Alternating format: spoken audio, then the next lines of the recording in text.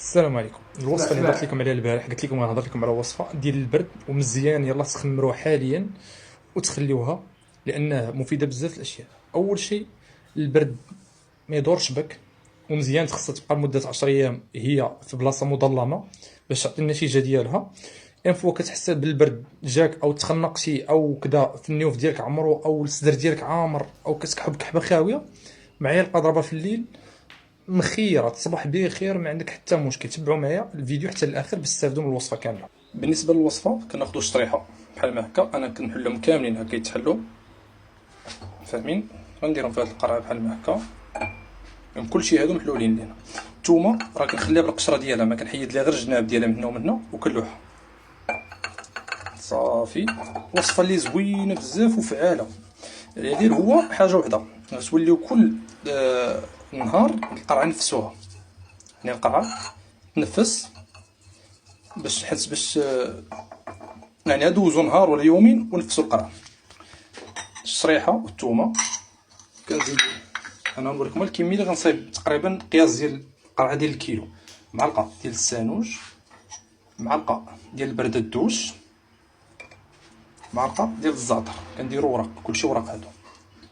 كنشدو زيت العود عمر عليه مزيدها،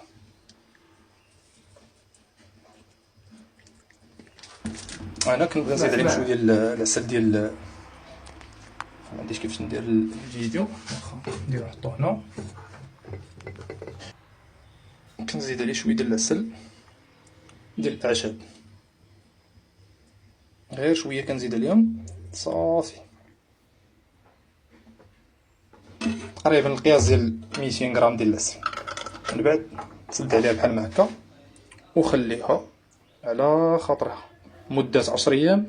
بدات تاخد منها، خذ حبه ديال الشريحه، راس ديال الثومه، واحد شويه ديال الزيت من هذا، دقه بطله للبرد كيف ما بغى يكون الشكل ديال النوع ديال البرد ديال، يعني غتحس بالراحه بلا ما ندوي على المناعه يعني مخير، الميكروبات التسمم في الجسم كلشي هادشي مخير وطبيعي، يعني غتستعملها في الدار، وصفه منزليه.